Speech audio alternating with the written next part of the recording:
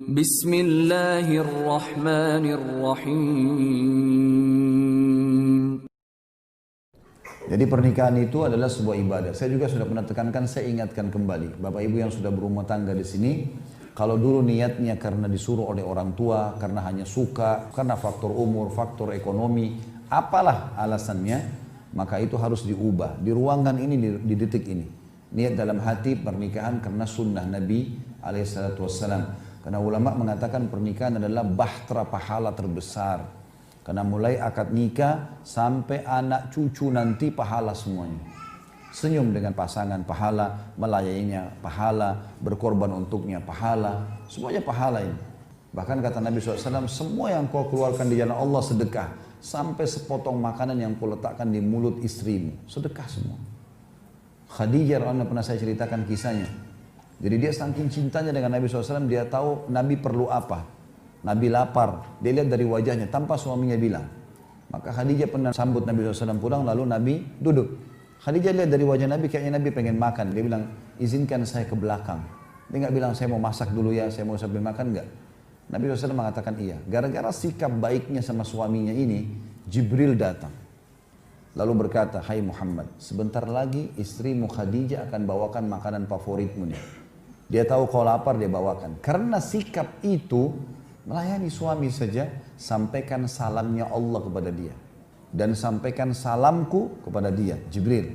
Dan sampaikan berita gembira, gara-gara sikap perbuatannya ini melayani suami dengan baik, dia akan mendapatkan istana yang terbuat dari intan berongga, yang tidak ada suara berisik sama sekali di surga nanti.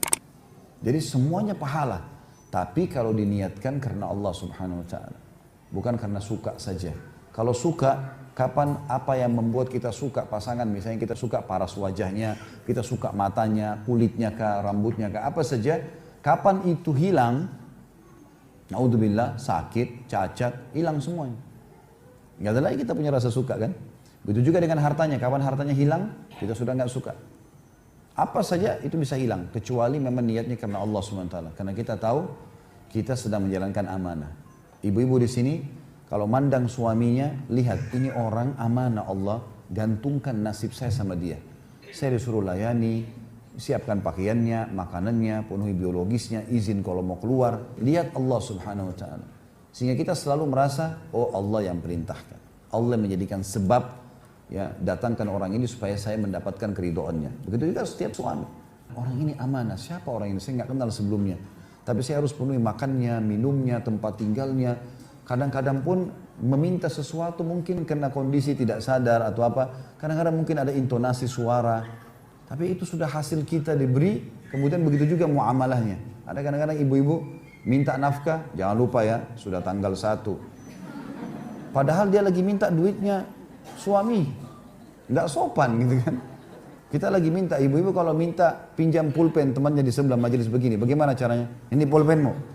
Nggak mungkin. Orang itu langsung menjauh gitu kan. Bu bisa pinjam pulpennya enggak? Santun, baik. Semestinya begitu. Tapi subhanallah karena ini amanah dari Allah berbeda. Banyak suami sabar. Ya sudah. Ya. Karena Allah SWT. Kalau niatnya karena Allah berbeda. Makanya kata Nabi SAW, nikah itu bagian dari sunnahku. Siapa yang menolaknya bukan dari golonganku. Nah, ini sudah masyhur riwayat-riwayat ini yang pernah kita sampaikan sebelumnya. Oleh karena itu diniatkan karena Allah SWT supaya langgeng. Dan juga diniatkan teman-teman sekalian, rumah tangga itu sekali kita menikah selamanya sampai ke surga insya Allah. Udah lupain kata-kata cerai ini, lupain udah. Masalah nanti ada ketidakcocokan, adaptasi, belajar.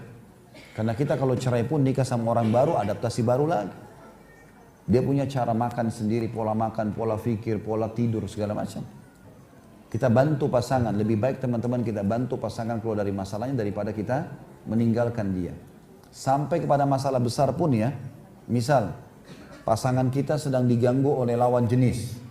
Ibu-ibu dapat suaminya sedang diganggu oleh wanita lain. Atau bapak-bapak mendapatkan istri diganggu oleh laki-laki lain. Na'udzubillah, mudah-mudahan tidak terjadi. Tapi kalau terjadi, bapak ibu punya dua opsi. Opsi yang pertama marah, udah pilih saya atau dia. Akhirnya pasangan kita bingung. Bisa saja pilih orang yang selingkuhannya ini atau dia pilih kita kan. Kalau menurut saya ini tidak efektif. Ada cara yang kedua. Rangkul pasangan kita supaya dia bisa berubah, tinggalkan itu.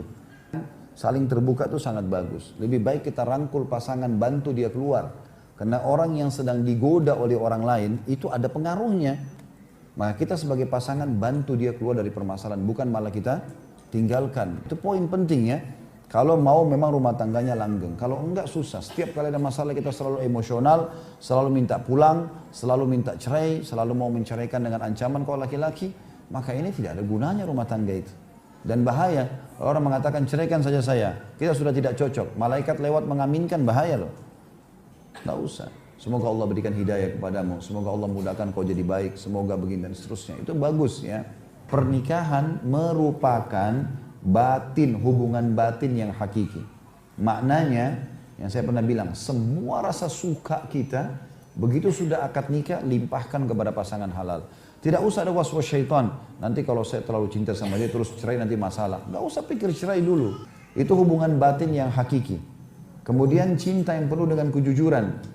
Yang betul-betul semua yang berhubungan dengan masalah cinta saya ingin lampiaskan pada pasangan halal.